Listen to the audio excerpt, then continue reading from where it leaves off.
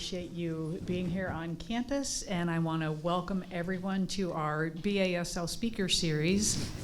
We're grateful you chose to be here, and I want to say, while some of you are here live in the room, we also are recording this, and this goes into all of our courses in the Bachelor of Applied Science and Leadership program. So our students will receive the impact and benefit whether they're here live or they're in one of our courses. I'm Dr. Nancy Cummings. I'm the Program Director for the Bachelor of Applied Science and Leadership here at Lake-Sumter. Our BAS in Leadership educates and prepares people to successfully lead organizations and teams. Our program focuses on empowering students to reach their fullest potential as leaders. Students in our program gain real-world experience so they can either enter or re-enter the workforce and positively impact their communities. Many of our students choose to enter the BAS in Leadership program to advance in their careers and or take that next step into a different career. The goal of our Leadership Speaker Series is to share insights and wisdom from community leaders with our students and our alumni. We're striving to showcase what it means to be a leader with people who are out there actually doing it every day and doing it really well. Through their stories and shared experiences, our students get to gain real-life perspectives that they can immediately apply into their own education and professional journeys. So here's how tonight's going to unfold. I'll introduce our moderator and our panelists, and then Deb, our moderator, will moderate the Q&A portion, and we intentionally leave a little bit of time at the end, so if you guys have any questions, you can ask them at that time. And without further ado, tonight's topic is culture and the future of work. Our moderator and our panelists are all servant leaders within their respective communities. Our speaker series moderator is Deb Snellen. Deb is a facilitator, speaker, and instructor in our BAS-L program. For the past 12 years, Deb has served in higher education leadership roles as a passionate strategist for all things related to talent management and organizational excellence. Deb is also an accomplished author. And a fun fact to know, I like to showcase this. Her first book was recently published, is already on the bookshelves, and I'm about to get my own copy. And I'm hoping I can get an autograph. The title of Deb's book, if I can just do this, it's Scalable Talent Management, Proven People Strategies for Excellence in Organizations of Any Size. So if you have a second, check it out. It's definitely a culmination of her experiences and her knowledge and insight. So yes, absolutely. Linda Braun, are y'all in order? No, okay. So Linda's over there in the middle. Linda's the Director of Human Resources for Florida at USI. She helps support 25 locations and over 500 employees. She oversees employee benefits, wellness programs, brand development, and website management. Linda is an HR professional and has served the healthcare profession, specializing in ophthalmology and optometry for over 20 years. She is skilled in coaching, conflict resolution, team building, and operations. Linda earned a Bachelor of Science degree in Human Resource Management from Western Governors University. Gustavo Henriquez is the Regional Career Services Manager at CareerSource Central Florida. Gustavo oversees strategic operations, staff development, and grant-funded initiatives. Known for out-of-the-box thinking, driving performance through clear communication, coaching, and innovative training programs, he is passionate about the importance of education and empowering others to reach their potential. Gustavo is a graduate of Palm Beach Atlantic University. And Kim, not Barndor, but Varnador, is the owner of Kim Varnador Insurance Agency in Mount Dora. She began her career as an economics and history teacher before joining State Farm in 1997, and then eventually pursuing her passion for small business ownership. In addition to her business, Kim is an active leader in her community and serves on several boards and councils as well. Kim holds a BA from Palm Beach Atlantic University and also holds the Chartered Financial Consultant designation from the American College of Financial Services. Her guiding philosophy is to protect first, then invest, ensuring her clients build a secure foundation before growing their wealth. And without further ado, Deb, I hand it to you. Thank you. Good evening, everybody. We're glad you're here. Thanks for coming. Thanks to our panelists. We're talking about culture and the future of work.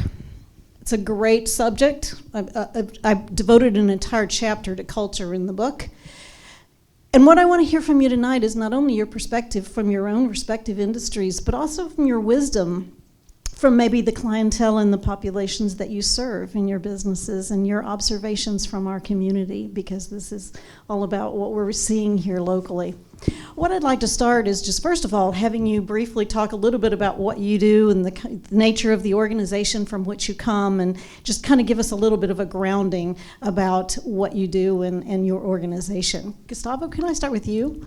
Sure. Thank you so much. Career Source Central Florida is the local workforce board here for Lake-Sumter, Orange County, Osceola County, as well as Seminole County. And so our function really is to help our businesses get the talent that they need in order to be successful, as well as for us to skill that talent and help them support so that they can become gainfully employed as well as be self-sufficient. And so we also support with a variety of other grant initiatives with other counties and things like that, where we're helping individuals get upskilled in order to meet the demands of the local market. So overall, we really are focused on trying to connect business to talent and talent to business.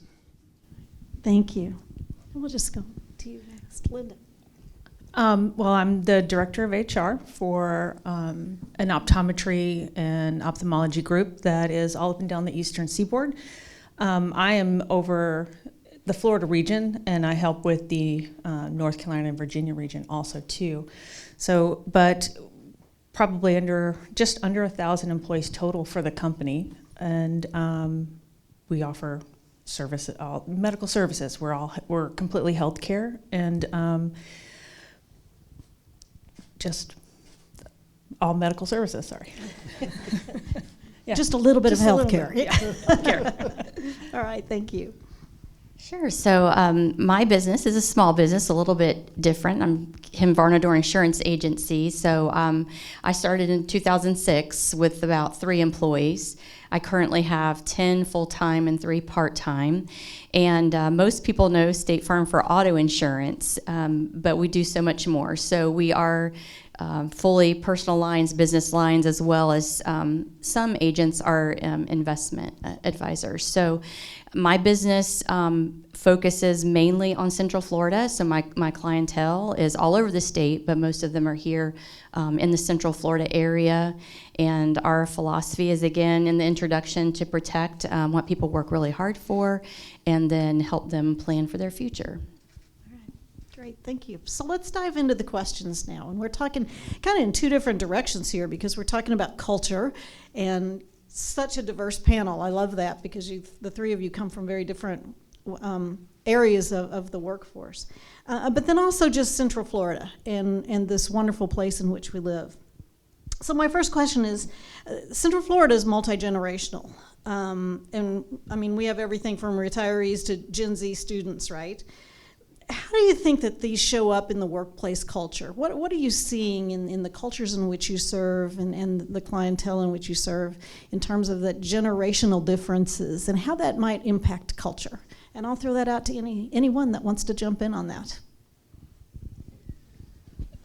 Well, for us, I know we have a very mixed group of age groups. Our oldest probably, we don't really have a lot of boomers. I'll use their slang titles. A lot of boomers working for us. Probably Gen X. We're probably some of the oldest workers that are really in our area. The part with the culture is you see them trying to, the struggles and the different generations and how they can relate with each other. They have a hard time sometimes, but I think the coaching part, when you're coaching them through this, they work through it. But it takes time. It takes time to coach them.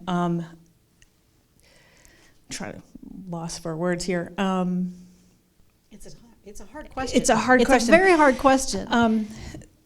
They learn. I don't think it's new for every. Like, I think every generation has that issue. Like, because we always looked at our grandparents and maybe said, oh, or Right. like, I don't think it's a new problem. I just think it has changed and evolved with how technology touches everyone.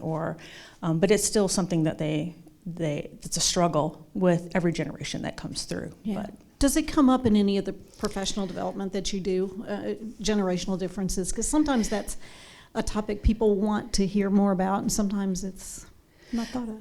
it does come up. But we try really hard with the group that we have is to have a lot of one-on-ones with them, and one-on-ones with maybe those groups to help them learn to relate to each other. So that's probably that's how we really address it, and how we're structured is mostly one-on-ones. Got it. Thank you. Go ahead, Kim. I'll add, it is very interesting. I think every business, if you've been to a local fast food restaurant, you see the mix. You see them from the youngest to boomers even. And I think what I've learned in my business is the boomers and is it Gen Z? Yeah, or that group, the older Alphabet yes, soup. yeah, alphabet soup. They tend to be very structured. Like, they value structure, they value face-to-face with their leadership, versus the younger generation. They are more. They're good with the meeting via phone or via Teams or Zoom, and they don't necessarily need that hands-on. They like flexibility. But the biggest thing I've noticed with this younger generation employing them is they look for purpose in their work and the why behind what we're doing. What is the reason we're doing this? And if you can plug them into that and they understand the purpose behind what we do every day, you have retention. I've been able to retain when I've been able to help them make that connection. But it can be a little tense at times because of communication differences, but I do think knowledge sharing, pairing up the different generations and training that way helps bring appreciation to both sides. So, Thank you. Gustavo, I'm sure you Absolutely. So I would echo what has been said here so far, and I'm going to say from two perspectives. From one, just what I see in our workplace, but then also from employers' feedback and things like that we do receive.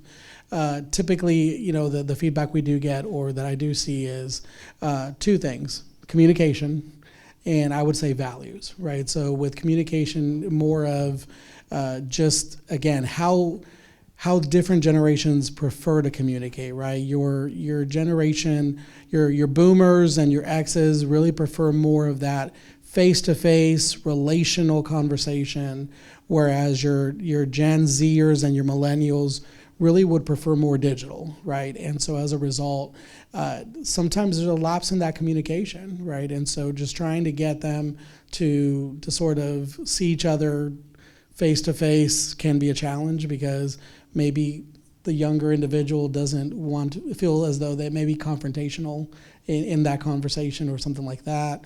Or the other part of it too is values. And when I think of values, more along the lines of kind of what Kim was saying with what they value, right? They value the why. They value the preference of give me purpose with my work. And so ultimately, if you can sort of put those things together, and where it becomes an issue is where if a younger person doesn't necessarily see the value in the purpose of what they're doing, right? They don't see that, it may come off in the work. And where a boomer may look at that and say, you don't really care about your work. But for the younger person, it's just because I'm just not all in. And so how do you sort of bridge that gap to make sure that your younger person is all in and still it shows up on their work, so that it doesn't become a misunderstanding with an older worker, right? So. All right, thank you. Let's move on to remote and hybrid work. A little bit of a controversial topic in the past few years after COVID. If that is on the rise, and if you think of Central Florida as a destination region, How do you think that that is going to impact whether people choose to work here or not? If this is seen as a destination, will they expect to have that hybrid remote work available to them? What are you seeing in that space? Again, I'll open it up to Gustavo. You want to go first on that? So I'll just share. We currently are hybrid. We work 4 days in our center and 1 day virtual. And to be competitive in today's day and age with work, there does need to be some sort of component to virtual work. And so as a result, I feel like from a destination standpoint, Florida is very lucrative in the sense, especially Central Florida. When you think of weather, outside of the hurricanes that we talked about earlier, the weather, when you look at, for example, recreation and just different things that we have to offer, especially here locally, it becomes a place where even affordability when it comes to housing, when compared to, let's say, up north somewhere. We saw that during COVID. We saw where people were relocating here in droves because, quite frankly, they were working remote 100%. And why not go to a place where I enjoy work, where I can work and play and enjoy doing it. And so I think we are in a place where it can be lucrative. However, I also think from a hospitality standpoint, things that make Florida a destination hub, it becomes a challenge as well because we are very hospitality driven. And quite frankly, a lot of those jobs are not necessarily geared to be a remote type job. So it's sort of it's a tough balance. That's a great point that you make. Yeah, Kim. And I will tell you, we had this conversation out in the hall a little bit ago. So in my line of work, and I do want to say, I think it depends on your business model.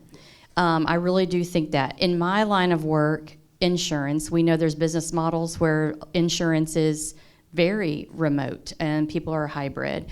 But for a small business that's doing insurance and financial services, we're very dependent on strong relationships. So I think it's difficult sometimes to grow if you're going to try to be remote and hybrid. I personally tried it; it didn't work for me. I found that my customers demanded that we want you in the office, we want you there face to face, we want to sit down and talk with you. So I do think it depends on the business model. But naturally, like Gustavo said, in COVID, we had so many people move here because you could work anywhere and still be out and enjoy the sunshine and hike the trails or whatever you may need to do. So I do think that Central Florida will continue to be a draw for people that are wanting a lower cost of living and the ability to have the flexibility to work hybrid or remote. Thank you. Linda, anything to add from your industry or your company? Well, it's hard for us to be remote. We have to kind of be there.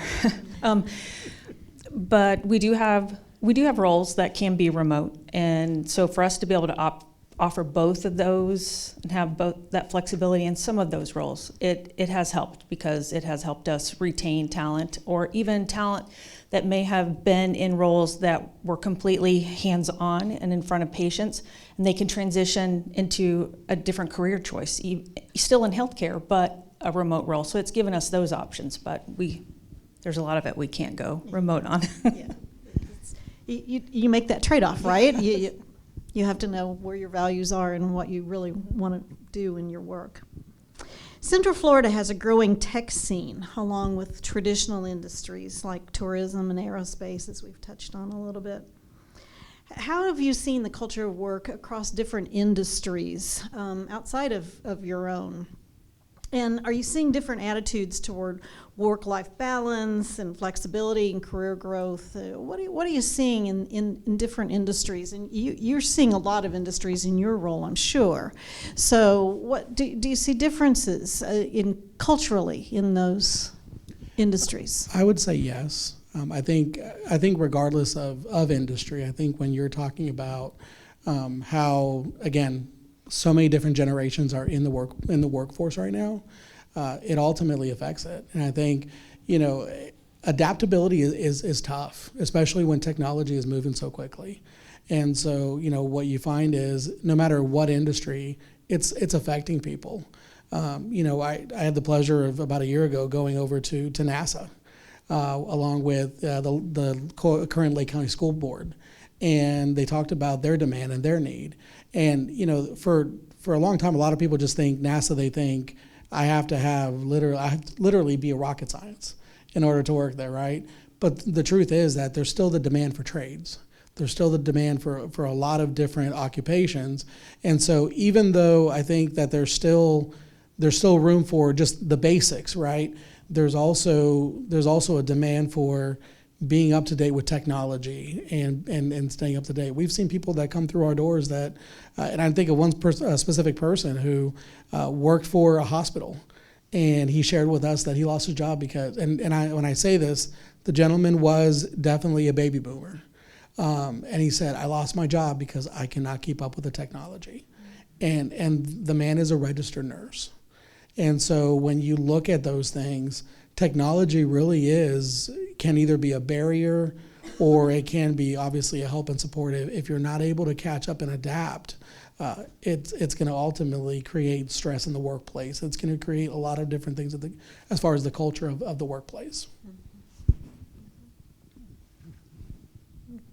Thing to add. Let's go down that path a little bit more with AI and how that could potentially change cultures.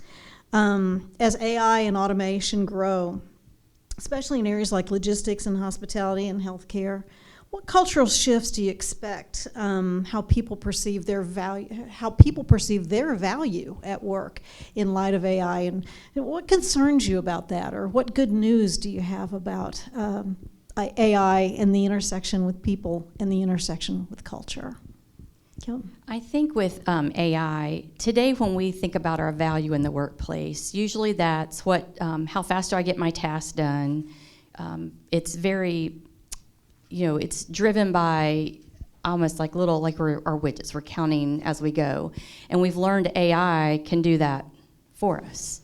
So I think the value for someone in the workforce is those things that AI can't do.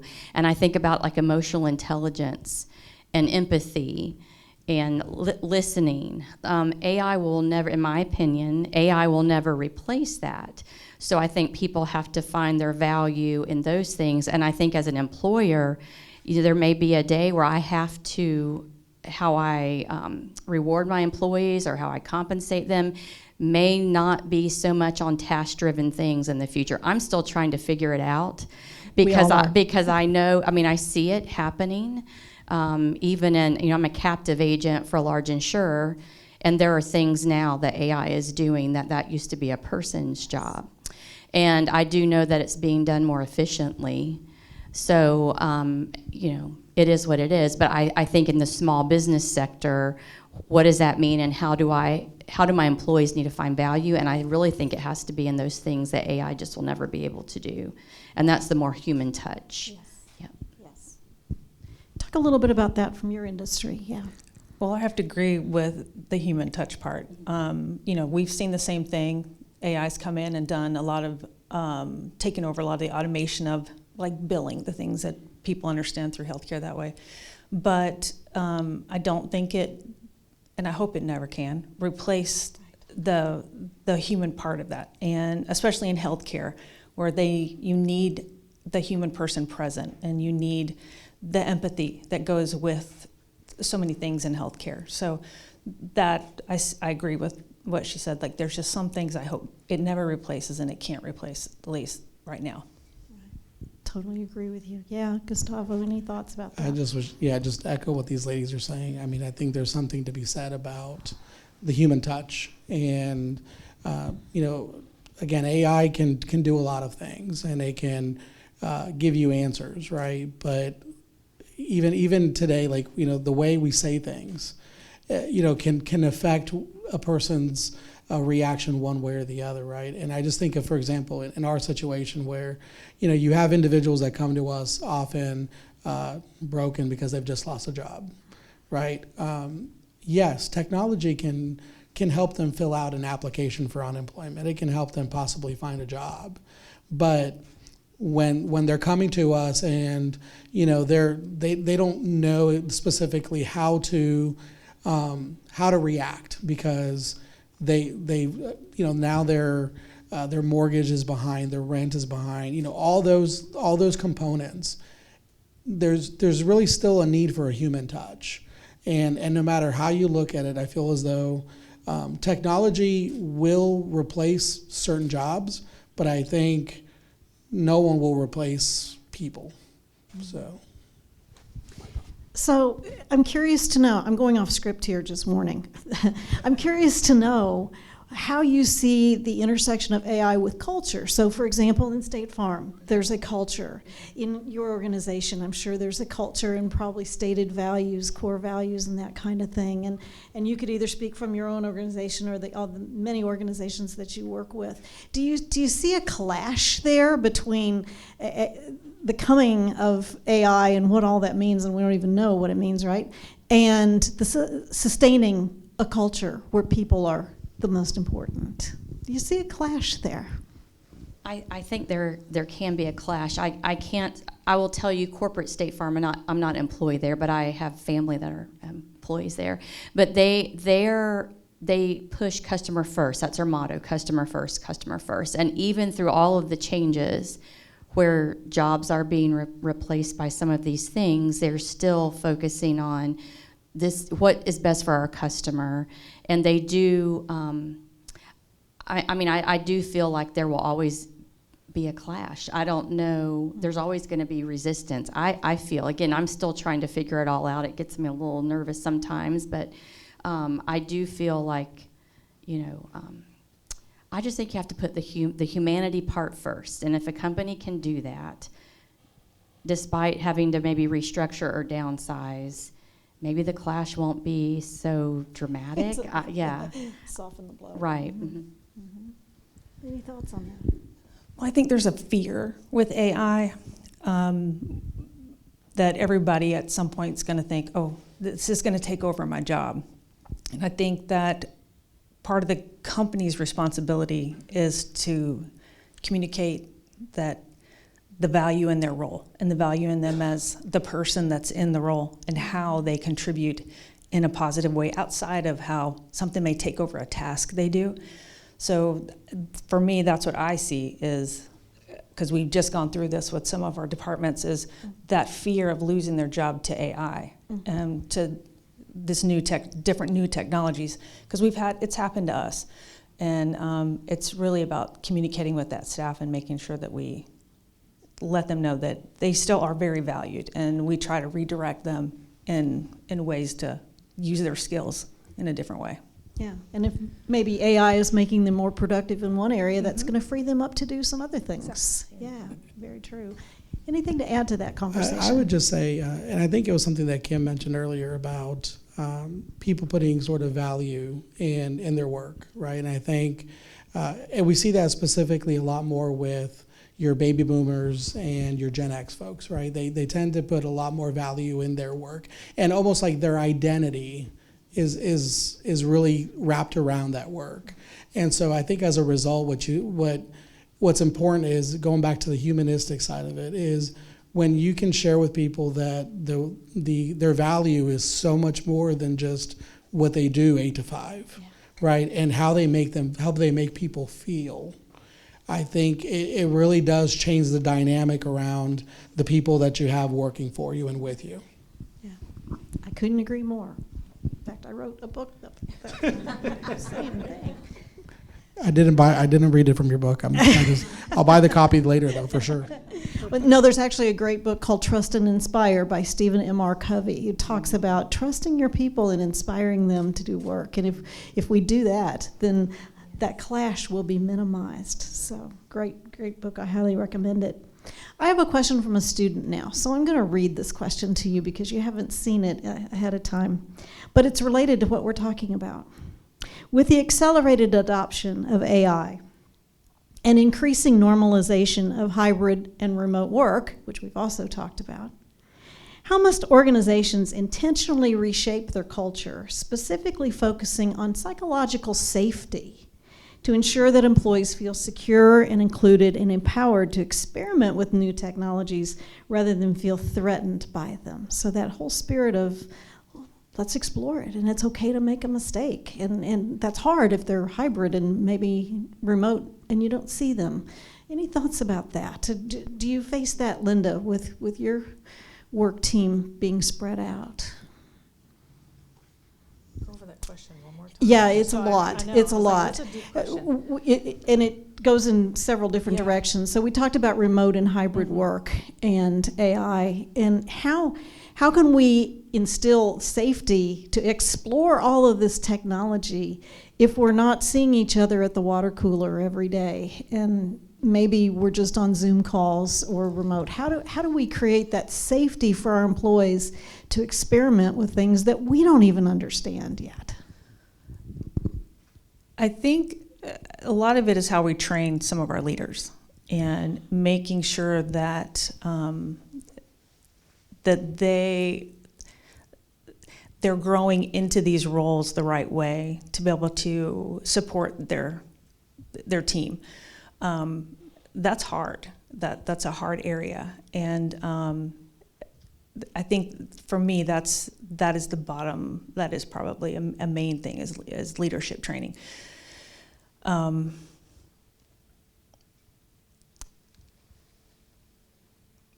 stuck here. It's Yeah. a complex topic. It's complex. And I think that's why it's so intriguing, because it is complex and points out, to your point, how difficult it is to be a leader in today's world, because there's so many things we don't understand ourselves. So yeah, that's tough. Yeah. I was just going to mention, there are, I don't think, any of us here are probably not anywhere near being an expert when it comes to AI, right? So, but we dabble, right? Just enough to be dangerous. But I think that there has to be some sort of method as far as a protective way to be able to at least have our people train or learn AI in a way that they feel comfortable with it, right? And even if it's just with the basics. One of the things that we're currently looking at right now, and I'm really looking at, we actually did receive a grant for it, is conducting AI, bringing in an organization to come in and conduct AI training for companies, for employers. And so that is something that's, just FYI, it's coming in 2026. But again, I think that's a difficult thing, because we don't really truly, understand what it is to really dive into AI, and I think there's also this feeling of fear of AI is going to do something that's going to break something. If we keep things sort of basic, I don't think AI really will do much harm, but it's, I think, giving, providing our people, our staff, sort of that support system to feel comfortable to say, you know what, just try something simple, right? Like, even if it's just the baby steps. And I'll just tell you from a small business perspective, I learned how to use it from a young employee. So, and I've been able to dabble in it, and we're using it now as we write responses to make sure that our thoughts are, did you spell correctly? Did you explain this correctly? So that's how I'm easing my team into being able to be comfortable with this, which a few of them are. Some of us older folks we're getting there, but that's, drafting letters. That's the first step we're using, right? How we're using AI. Yes, May I interrupt? please. We have students in here, and we have a varying range of ages in here. Do any of you want to contribute to this question? Because I know you guys use AI differently than we do. So, basically what I'm getting from this is that AI takes over tasks, but not jobs. So how do you draw the line of this is something a routine or will be a routine versus this is something that will need a personal touch and will probably not ever be duplicated, therefore, is a human's role.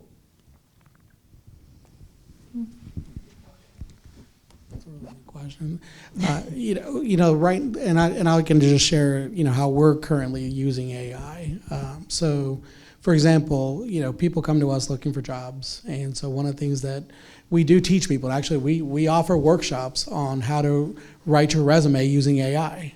Right. We also share with them how to, how do you create interview skill questions to using AI. Right. AI can tell you how to answer the question, an interview skills question. But it's the person that's going to share with you how to deliver it, right? AI can't tell you that. All it's going to say is, this is how you should answer this question. But it's going to be the person that's going to tell you, you should make sure that you're looking at them in the eye. You're smiling a little bit. Nod your head, right? Those are the little things that AI won't be able to tell you. So going back to your point, yes, you can leverage AI for the task and things like that, but ultimately you need people to help support the conversation. So I think as long as we as a society understand that, and as businesses understand that, those are things that can't be replaced. That's a great question, by the way.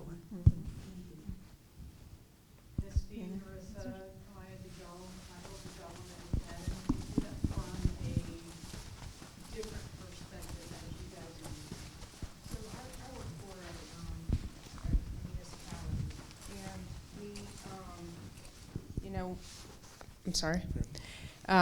So, we deal with everything city, any part of city business. And one thing that we're really careful about is thinking first and then using AI, instead of starting with AI to do the thinking for us. And so I think if you take that approach,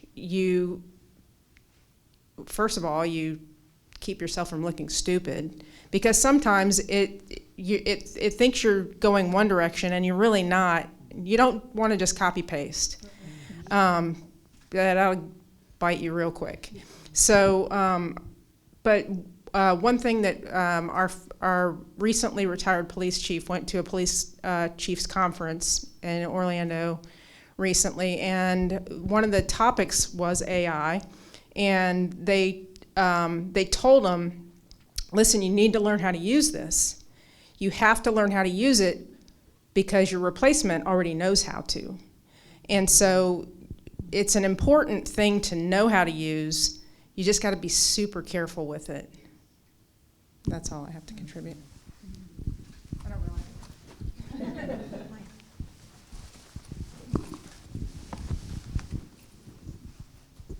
Mine's not more of like a question, but it's an afterthought of what we're talking about. But when you think of AI, you think of, we were talking about the human touch, but we also have to look at the emotional intelligence of people versus AI. AI does not have that personal touch of communication that us human have. It's what makes us unique from AI. And being able to decipher between the two will be able to allow you to have that culture that we're talking. We're trying to prevent culture clash and all this other stuff within the organizations. But when you look at organizational behavior, it's way different than AI. AI is, like we were talking about, copy paste. AI can do small basic tasks, but it will never take away the autonomy of the human mind and the humanity in leadership. Because when we look at AI is all it is code. But what we as humans decipher between each other is something unique. And we also have to remember that as we go on through the generations, is just to remember that we have ethics and core values. And when you use AI, you have to also think about the ethical obligation as a leader not to over-exaggerate the importance of AI, but also the importance of the human thought. I just want to point something out. I'm one of these old boomers that y'all keep talking about over here. And what you're seeing with AI today, we saw the same things back in the early 80s when the PCs first started hitting the offices. Everybody was in a panic. Yes, some people we no longer need. You did not need a secretary anymore. But the bottom line is, look at the productivity that that has done for us. We struggled with that. And that's the one thing that I would tell, regardless of what generation you're from. This is not unique. We've all gone through it. Sometimes we forget. And I think that's the important part, especially as you're talking to people about how to deal with all of this, is we can't be afraid of it. We have to embrace it. But at the same time, understand it's going to change how we do business, and we have to grow. And if we don't, I don't know what's going to happen.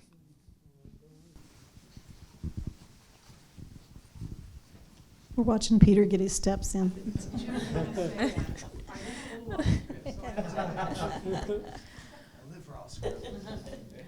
Okay, so you mentioned how the human aspect comes from, oh my gosh, I'm a little microphone shy, but let me just get to the point. How do you recommend like incorporating a critical thinking aspect with like the younger generation who's starting to become dependent on AI?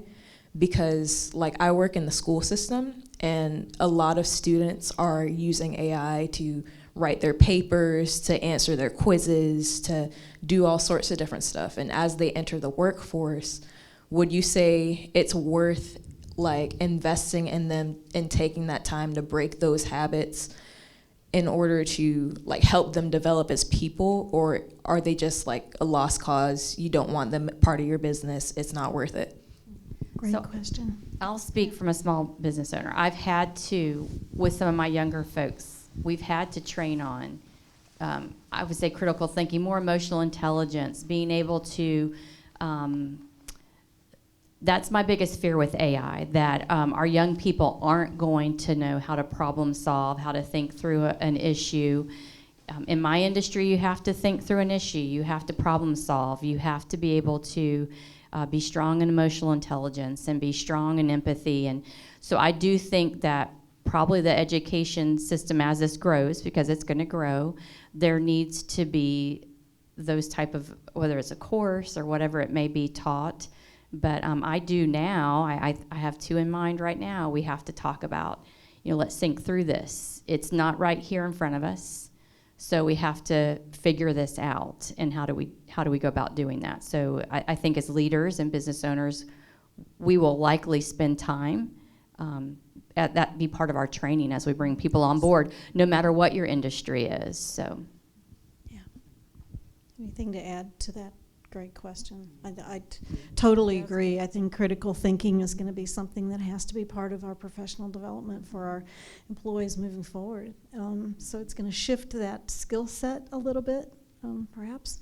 And when I hear all of this conversation, I think the one constant is going to be the culture, and how we define it, and how steadfast we are in maintaining that people-oriented culture and not letting the technology take the lead on that. Any other thoughts before I ask a couple more questions here, and then we'll let you ask all of the questions. Let's shift gears just a little bit to entrepreneurism. As you may know, in Central Florida communities, there's a strong entrepreneurial spirit. And in fact, many of the students in the BAS-L program talk about wanting to own their own businesses. It's something a lot of them aspire to, especially among immigrants, young professionals. How is that affecting cultural norms of what work should look like, as we have more people wanting to be entrepreneurs and redefining work in their satisfaction? How do you see that? Any thoughts? Entrepreneurism? Why is everybody staring at me? I would say this, especially I think when we see millennials and Gen Zers, a lot of them are about their passion, right, and how it aligns with their purpose. And I think what we find too is that sometimes your typical job doesn't necessarily align with your purpose and your passion. So therefore you go out to do a separate job or something creatively in order to fulfill that creativity and that purpose and the passion that you have. And so I feel like as a result, the way that sort of affects the workplace could be a kind of a mixed bag, because it could be that someone, a boomer or a Gen Xer may not necessarily feel as though you're all in, because you're part in, part out. But the other part of it too is that it's an opportunity. It's an opportunity for both sides to be able to kind of learn from each other, right? So I do see that entrepreneurship is definitely growing. When we look at, for example, unemployment numbers, the hardest number for us to capture is what we call the gig economy, which is those who are kind of doing their own little side hustle, things like that. But the reality is, a lot of times those sort of side hustles or the jobs that they're getting based on their passion, many times it's not very profitable. And so they have to maintain, a steady job, right? So, I know for me, I coached basketball for a number of years. A high school basketball coach is definitely not going to feed 5 people in my house. So, but that being said, wherever we feel as though there's opportunity, and I think that's great. I think young people today are working on living their dreams, where I think maybe some of us older folks, maybe we were a little bit more fearful to do that. Well, it gets back to a word I heard you all say earlier, purpose, and what our purpose is. Any other thoughts about the entrepreneurial question? Anything else till I get to my final question? I'll just tell you, I question? have a customer who came from Venezuela. She was actually an attorney there, and she fled that country to come here and is doing very well now. She does baking and has her own little shop. But I remember after meeting with her how excited I felt. Like, I remember wanting to own my own business, and after sitting down and talking with her, I was excited. So I think that culture probably even pushes the business owner. It encourages you as well to remember, what was that like? So, and what a place to do that in, right? America, you can do it. Central Florida. Yes. So the final question for each of you: what excites you about the future of work in Central Florida? What excites you and what concerns you about the future of work in Central Florida? You each get to take that one. Who wants to go first? I guess I'll go. So what excites me, it is exciting that people are moving here. I do think that we are an attractive place to be. So I see the area growing, and with growth, there comes some concerns with that. My biggest concern is infrastructure. Are we keeping up with that? That concerns me. And I think that concerns a lot of people. The other concern I have is, are we retaining our own talent? So we graduate some great, smart, young people, and they leave. So how do we get them to stay and grow roots right here? I would say that's one of my biggest concerns, is what are we doing to keep them here and making this an attractive place to work and raise your family and live your dream. That would be one of my biggest concerns. But I am excited. I'm glad I'm in Central Florida. I think it's a blessing. I think of all the other places I could be, and this is a great place to be. All right, thank you. Linda, you want to go next? My concern, going on what you said, is that our young people are leaving.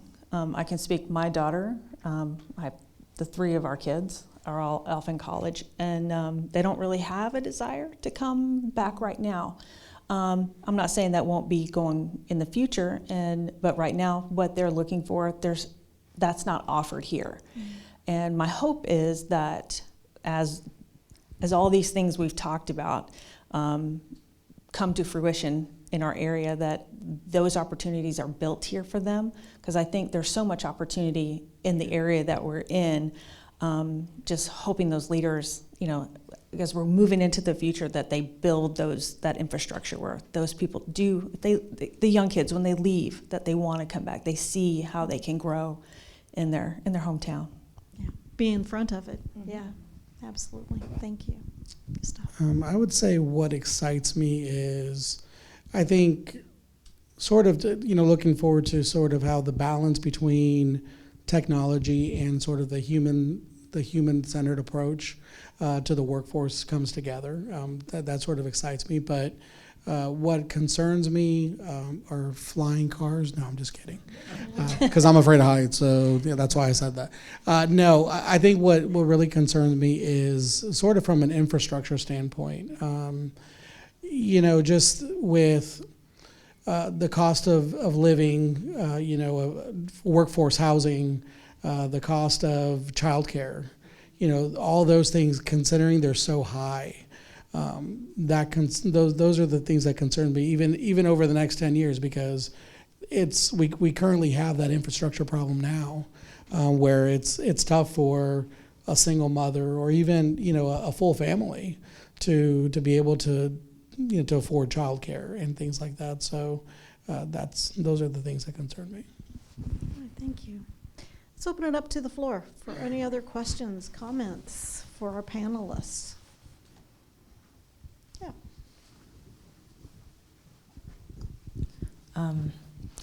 In regards to the younger generation leaving Central Florida, do you guys have any recommendations for like things you want to see to keep them there? Because outside of like the medical field here, there, like as a young person myself, I see there's like very limited options for upward mobility and like living wages in this area. So what insight would you give, like prospective wise, that could draw a young person to this area or keep them in this area? So we're having this conversation now with our youngest. So, and I hope he comes back here, but I think we have to look at what type of industry are we recruiting. So when it comes to the Central Florida area and Lake County specifically, what industries are we trying to bring in? And I do think, I know there's plans for a tech corridor. I know there's things. To me, that's what it's going to take to bring some of them back. Even manufacturing, and I'm not talking about smokestacks and all that, but you think of like microchips, things that have to be built. Why not have that here and employ some of those people? And I think that would keep people here as well. But I agree with you. It is, you have to have the jobs to keep the people here for sure. I just think we have to, and I guess when you recruit or however the county goes out and tries to, offer companies to come this way, I think they have to probably make it look affordable for them to come and settle here. Someone mentioned earlier about training employees, and I look at the fact that nowadays we have it where we're looking over in the Joneses. And what I mean about that is it's being transparent as supervisors and CEOs and COOs and twinkle down. It's being transparent with your staff to let them know, hey, I started at the bottom. You're gonna make mistakes, but time is of the essence. It takes time to ingrain into our youth today, but the capability of doing that is now. But we have to be transparent in any industry that we have, but training is needed. And a lot of times you look at different organizations and sectors, they're so busy to build, where you can build from the platform you're already at, but you don't have to look over in the Joneses and say, okay, well, they're growing rapidly in Orlando, let's do it here. What works over there may not work here. So you have to train your staff, and I use this illustration, the Potter's house. You train that individual where you want them to grow in your company. And then that way to keep them in the building or keep them in your organization, and they won't run just for $1. So the whole point I was making is training, and don't look in the neighbor's yard, but build from the foundation in yours. So my ideal employee, when I hire them, they know nothing about insurance, nothing. They may not be licensed. And I would rather teach them. If they are energetic, positive, high emotional intelligence is what I look for. I will bring somebody in and license them, help them grow and develop. I'm doing that right now. We just celebrated an employee who was told she would never obtain this particular license, and she passed the test on Monday. So she'll stay with me forever, you know, because I think that's, as employers, we have to invest in our people. Sometimes that's painful because they'll leave you. You'll develop them. My husband knows this. You know, I've worked with employees, and you develop them and they share their dreams, and you help them create a plan, and all of a sudden there they go and they're off doing their thing, and that can be, you know, a little hurtful, but you're happy for them. But I do think that investing in your own folks is very, very important, and if they feel valued there, they will stay. Money's not everything. I learned that the hard way. You can pay somebody, but if they're not happy and they don't feel like this is the right fit for them, or that they'll leave, and no amount of money can keep them. So true.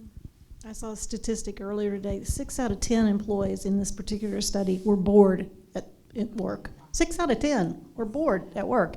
It's a huge opportunity, right? Learn something new. Other questions? Oh, we have a couple on this side. We just want to keep Peter going from that side to that side. Sorry, Peter. I just wanted to touch base. I know we've already talked a lot about AI, but I know in older generations, those robocalls, you know, you're always talking to people being like, hey, don't answer those are scam calls. And even now, I'm in my 20s, and I feel like I'm falling for those AI videos, right? But in terms of AI literacy, do you see that becoming part of a requirement in the hiring process, and could possibly be like part of the downfall in the firing process as well? That's a fantastic That's question. a two-part question. Yes. Take the hiring part first, and Sorry. we'll talk about the Yeah, firing. I think that it would be prudent for businesses to do that, to make it as part of their onboarding. I think that just makes practical sense. But you know, I think part of that too is understanding what's out there as far as what's available, and you know, because even myself, I don't even know where would I go to get that sort of, let's say, training material and things like that. I honestly don't know. So I think because, again, it is new, we're all still trying to figure it out. But I think that's a great observation. I think it should be part of an onboarding, because ultimately, you know, we can all, you know, sort of take advantage of it, but we can also leverage it to help us work smarter rather than harder, right? So how do you help support your employees by doing that, but then allow them to feel that it's safe in the workplace? To be able to use it. So that's a great point. Well, and I think it gives you an opportunity to really specify your expectations. Mm-hmm. Yeah, I expect you to use it for X or Y, but not over here, you know? So I think, again, culture, let culture be the foundation. But I'm intrigued by the second part of your question, which was firing. Could you talk a little bit more about what that question was about with using AI in firing? Hi, Peter. Hi again. So in terms of like firing, right? I mean, it could be, say you're in HR, medical practices, or even insurance. Say you see an article talking about a new insurance scam that could be coming, right? Something that's more popular, but it's probably not a real statistic, right? So maybe you're going on based of that information, you're making decisions based on that, and you know that could be your downfall. So like, how do you go about that in terms of, you know, rebounding from that, finding the right, correct path, and then say, you know, you could fall from that, but yeah. Do you mean getting your resource or your knowledge from AI? Yeah, so I, personally, I don't know that I would get my knowledge from AI. I know I'm speaking early on this because we're all learning AI, but we have such, in my world, the training is very structured, and it's in-house, and it's not pulled from external resources. It's tailored to the company I'm captive to, if that makes sense. So we would be pulling data and knowledge from that company's own statistics and own contracts. But I can only speak for my industry. I'm not sure. That is a good question.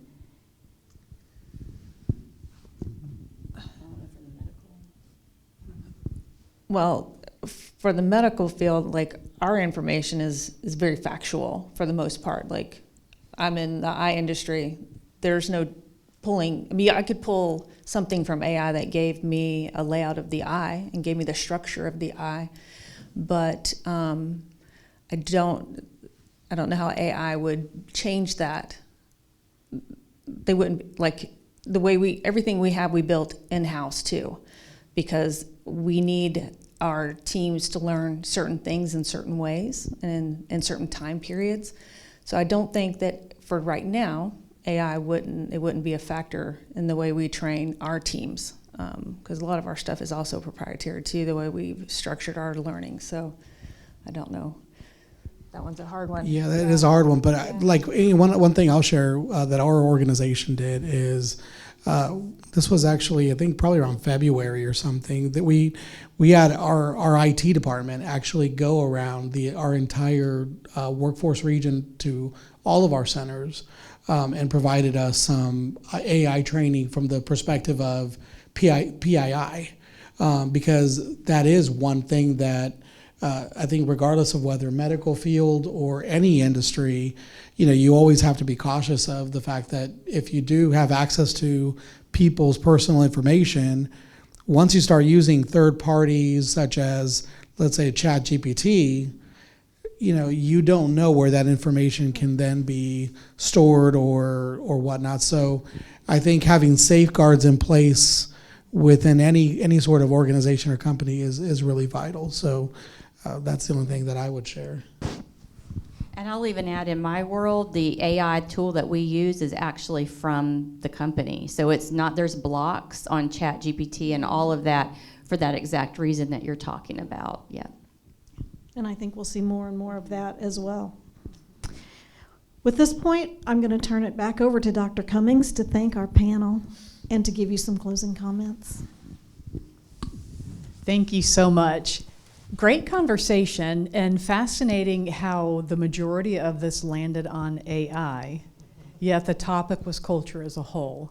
So I can tell there's I don't want to say a sense of urgency, but there's a pressing concern of where AI and technology may or may not be taking us.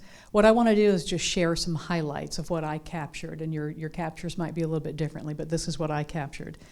Multi-generational culture is the norm. And I don't know if people are aware, but right now there are 5 generations that are currently working in our ecosystem in the United States. And how do we blend cohesively all of those generations together? It's not something that we can change. It is. People are working longer. And how do we blend our cultures to embrace and adopt everyone who's out there that's a viable candidate to be working for us? So it's more just like a point of recognition. And one of the things that you guys did bring up is how do we bridge that gap culturally within our organizations? And we're one as well. We have multi-generations at the college, as do most colleges and universities. How do we bridge the gap and make it okay for all? So these are going to be summaries, rhetorical. We're not answering it right now. I think they're societal questions and issues that are pressing on us. Youngers, and I'm going to say youngers, I'm not going to say olders, because that would be me, probably the oldest in the room, maybe. I don't know. Mr. Bridgman and I, we contest for that title every day. Youngers are seeking the why. They're looking for purpose, which can guide retention positively or negatively. So if they don't find their purpose within us, we know they're going to go elsewhere. And so oftentimes that can be an alignment of the individual initially coming in and or did something shift while they were with us, and then maybe purpose became higher or different. So that's something collectively to think about. Another thing that came up is entrepreneurism. And we know entrepreneurism aligns always with purpose, passion, and creativity. And there are quite a few people in here who are entrepreneurs, own their own businesses, and have gone down that path, right? I think there are quite a few of us in here that do and are. And how do we embrace that? How do we encourage it? How do we support that, all of us, for the entrepreneurs in our system? Because one of the things I love to showcase is in Lake County, there are over 3,500 businesses. And of those 3,500 businesses in Lake County, 3,400 and I believe 92 are designated as small businesses. And a small business is an organization that employs 500 or less employees. And so when we think about entrepreneurism, kids, that's 99.9% of the businesses and employers in Lake County. So what do we do to encourage it, support it? Because that's our ecosystem, that's our economy. It is the small business owners. So what is it that we're doing really to embrace that? The big topic was AI and culture. I think key nugget is always being mindful of empathy, making sure that we're listening. And Michael, you said it so well, we can't replace the human touch. Mm-hmm. Technology, Mr. Bridgman, you said boldly, technology's here. Some of us have lived generations of technology. Some of us remember the PC and having this big, huge thing. For me, it was on a card table, which I can't believe the card table supported the weight of it. But Daddy brought one home. He worked at Grumman Data Systems, and so he brought a computer home that was like really old, and we were able to play on it. And it was the black screen where you had to type in the ... right? I don't know if some of y'all remember it, but some don't. Technology is not going anywhere. AI is one of today's versions of technology.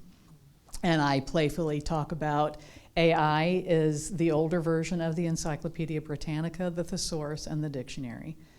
We need to be a little bit more insightful in how we reference check what comes off of AI. It's kind of the same thing because we didn't have the knowledge of Encyclopedia Britannica. We leaned on that. I remember doing that for my elementary school papers and things like that. So it's kind of the same thing. It's a help, it's a guide, yet it's not foolproof, right? Another thing is what I heard, and I resonate very deeply with this, two last things, and then we'll wrap up. What are we doing to keep people here? And we hear that a lot about our younger folks. It's also all people. And it's keeping people here to live into their dreams. And I know one of the things that we say a lot down in the south part of Lake County is we want to have people desire to work, live, play, and stay. So in South Lake County, we have a ton of natural resources. Gobs of people come in to play, to live, and to work.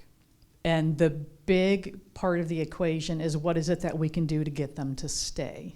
We want them to do everything, and in Lake County and in Leesburg and all these areas. So part of that ownership and that retention of people staying and not leaving is actually on all of us. We want to create that ecosystem and that culture where everyone wants to work, play, live, and stay here. So that's a challenge to all of us. And then finally, I think, Deb, you were touching on this. Training and education are needed and they're key. We must invest in our people. And I think it's both to equip the appropriate people to come in the door. It's also to equip our people to stay so that they're qualified and competent to stay and also culturally that they want to stay. Is there anything anyone else would like to add? And if not, we'll go ahead and wrap up. Okay, our next speaker series is February 10th. It's going to be on the South Lake campus. We encourage everyone, if you can, go ahead and put that on your calendar. We appreciate everyone being here. I know we are coming back Monday and Tuesday, and then as a college, we have the Thanksgiving weekend off, and then we'll come back for 2 weeks with finals, and then we go into our Christmas holiday seasons. If we do not see you between now and the next speaker series event, I wish you warm holidays, safety, and abundant love and joy, and we look forward to seeing you again. Thank you for being here.